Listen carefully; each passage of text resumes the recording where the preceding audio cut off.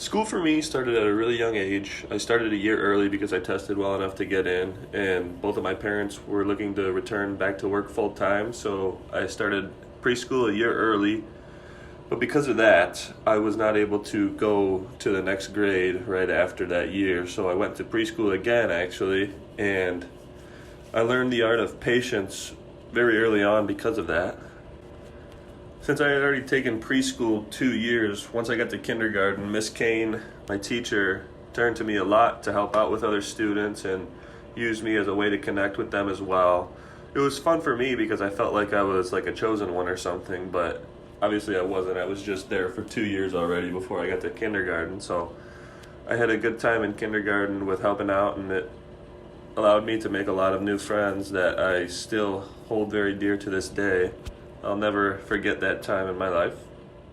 Elementary school, which for me was first through fourth grade, they all seemed like they were basically the same thing, but there were some acute differences. From first grade, we did a lot of testing to see like where we were at. By second grade, my teacher, Mrs. Landry, decided that our class, not the whole class, but just our class, was going to do a play, and I earned the lead role, which was a really fun time. I got to do a couple solos in front of the rest of the whole, like all of the students in the class. Third grade, we went to the Shedd Aquarium, and I got to be part of the dolphin show there because I was our whole class's president, which was a great time. I got to go back and feed the dolphins. Fourth grade, we did a lot more testing. We had like the ISAT test, which is the Illinois State test, academic testing, I believe it was what it was called. That was new, but I was excited to see that I got the highest scores in the state for math and science. So that really felt good for me. Elementary school was a exciting time for me as I was starting to realize I was getting up there in age, still young, but I was getting there towards middle school, and then soon I would be in high school after that, just 4 short years of middle school after elementary school. But I was always at school. I always got the awards for perfect attendance. I always was on the honor roll. I was a model student, you could say. Once middle school finally got underway, fifth grade is when we started playing sports for the school, and that was basically when my life began to change. I'm a huge sports fanatic, and I played football, basketball, and baseball. I could play others, but those were the ones I played for the school. Well, I did run track, but you could see why school assumed a lot of the time that I had, and it was just amazing for me. That's also when I fell in love with what I am going into right now as a program, health and phys ed. I had a teacher named Mr. Owens, and just the way that he connected with his students and made sure we had a good time, but also made sure we fell in love with physical activity and physical fitness. He made sure we were properly educated on what physical activity can do for you and what it can do for you in a bad way as well. He taught me a lot about physical education, and that's something that I'll hold dearly, obviously, for the rest of my life because that's what I'm going into.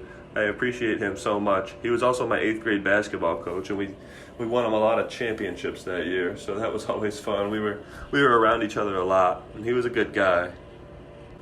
Some of the things that I learned from Mr. Owens were compassion, kindness, respect for the sport, respect for the game, respect for others, respect for referees. He taught me a lot in the sense that of things that I will carry with me through my life and through my career. Besides sports, I was heavily consumed with band, and my band teacher, Mrs. Carlson, she was amazing. She had a pretty great impact on me too. I got to do a lot of the town shows. I was always playing taps for Veterans Day. I was doing a lot of solos. In middle school, I played the national anthem at the high school football games and basketball games as a solo. Well, as a duet with my dad. He was always there too. He also had a big impact on me being in band as well, but I did it for my own enjoyment. I wasn't trying to make him happy or anything. It was a great time. It was getting me out in front of a lot of people, and showed me that if you set your mind to something, you can do it. And still to this day, I play my trumpet all the time, But not only can I play the trumpet, I played a lot of other instruments too. I was a big brass guy, so I could basically play anything brass, and then I could play a couple woodwind and obviously percussion too, because I can hold a beat.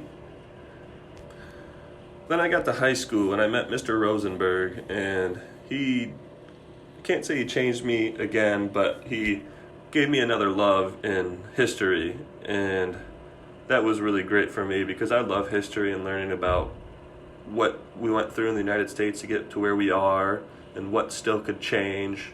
But not only the United States, but there's also a world out there where we know so much about and can know so much more still.